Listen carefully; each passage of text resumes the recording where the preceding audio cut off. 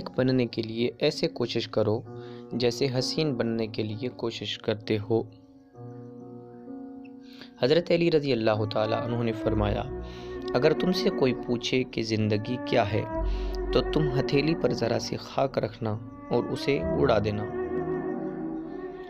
تم گلاب کے پھول کی مانند بن جاؤ، کیونکہ یہ پھول اس کے ہاتھوں میں بھی خوشبو چھوڑ جاتا ہے جو اسے مسل دیتا ہے۔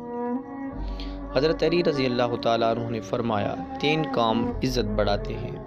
نمبر 1 سلام کرنا، نمبر 2 کسی کو جگہ دینا، نمبر 3 کسی کو اس کے اصل نام سے پکارنا۔ دنیا کو خریدنا بے وقوف لوگوں کی تجارت ہے۔ خواہش پرستی ایک پوشیدہ مگر مہلک بیماری ہے۔ یہ دنیا ایک مقررہ وقت تک رہے گی اور آخرت ہمیشہ تک۔ توکل یہ ہے کہ آدمی اپنی قوت اور طاقت سے ہٹ کر تقدیر الہی پر راضی رہے۔ عقل جہاں میں نہایت پیاری دوست ہوتی ہے۔